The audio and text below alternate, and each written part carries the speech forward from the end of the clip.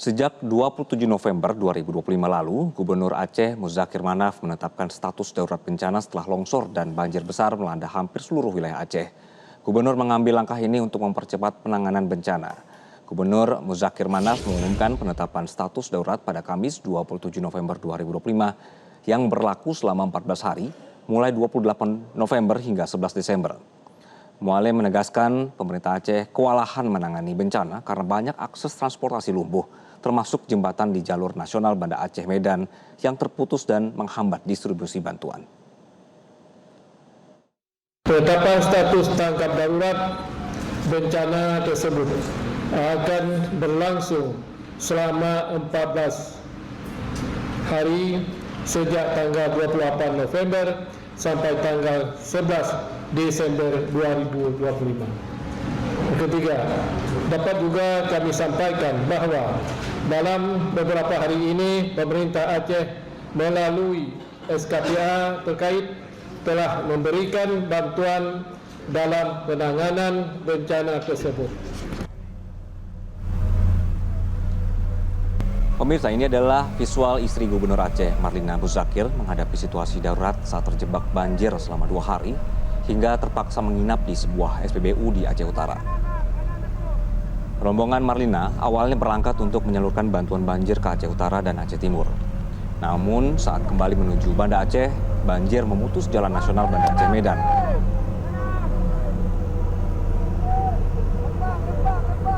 Marlina berhasil keluar dari lokasi dengan menumpang mobil tangki pengangkut CPO yang mampu menerobos genangan tinggi.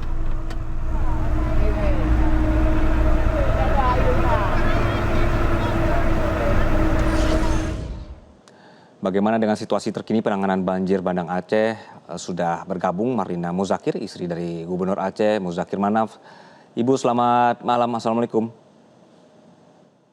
Waalaikumsalam. Ya, Ibu, tadi ada visualnya Ibu ya. Ibu turun langsung dalam memberikan bantuan bagi warga, bahkan sempat terjebak banjir di Aceh Utara. Dari pengamatan Ibu di lapangan, apa saja kemudian kendala distribusi bantuan Ibu? Halo. Ya, Ibu Marlina bisa mendengar suara saya? Bisa Ya. Pak. Ya, Ibu, dari pengamatan Ibu di lokasi dan juga di lapangan, apa saja sebenarnya kendala distribusi bantuan Ibu? Kendala di lapangan Pak, jaringan putus, jalan putus, lampu putus juga. Sampai sekarang Nggak ada Ibu? jaringan selama sekali. Sampai sekarang Pak. Baik. Laporan Bu, daerah mana saja yang kemudian masih terisolasi di wilayah Aceh? Aceh Tengah, Benang Meriah, Gaya Luwes sampai Kutacane. Singkil, Aceh Selatan, Nagaraya, Abdia. Aceh Oke. Utara sama juga Pak. Oke. Aceh Timur, Aceh Teming sampai ke Langsa. Oke. Baik, Ibu, ini kami sedang menampilkan visual ketika Anda sebenarnya memberikan bantuan, kemudian ketika balik ke Banda Aceh ini terjebak di jalan begitu ya. Ini bagaimana ceritanya nih Ibu? Jadi kami antar bantuan ada beberapa kabupaten. Ya. Setiap tahun biasa ada banjir. Banjirnya cuma biasa. Kami di provinsi memang udah ditiap buffer stok untuk penanganan bantu banjir. Oke, pada saat itu Ada membawa beberapa bantuan Ibu ya? kabupaten kami, Ya, silakan Ibu. iya, antar bantuan Lok Semawe, Aceh Utara sampai ke Aceh Timur. Rencana kami mau antar sampai ke Teming sampai Lansa. Sampai ke Aceh Timur, kami nggak bisa ke Aceh Teming lagi. Kami balik ke Aceh Utara. Sampai ke Aceh Utara kami terjebak banjir di Lok Sukun. Oke.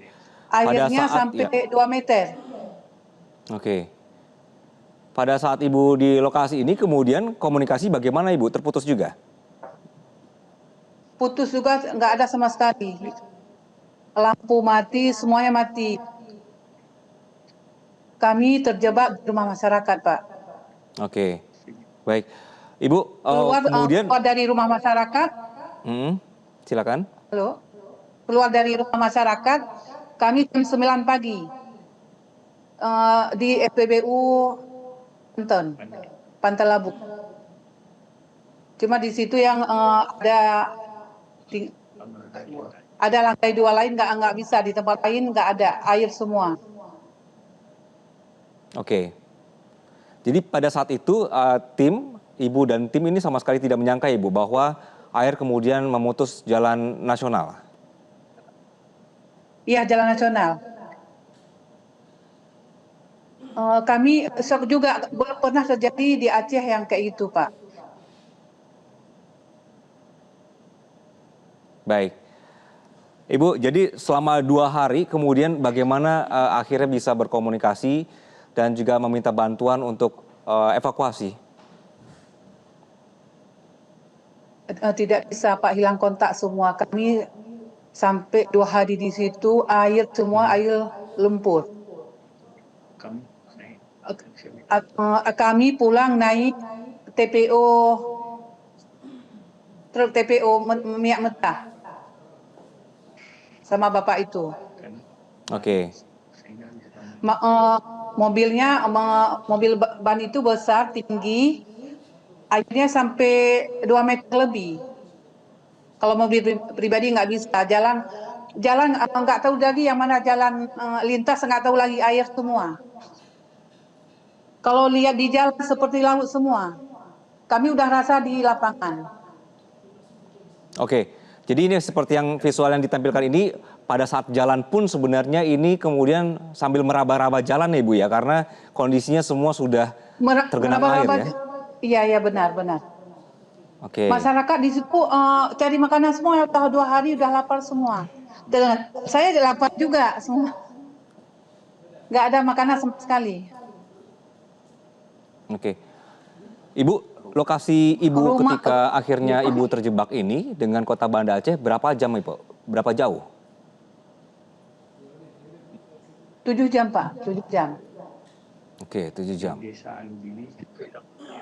Kami di Desa Alubili, Kecamatan Baktia, Aceh Utara.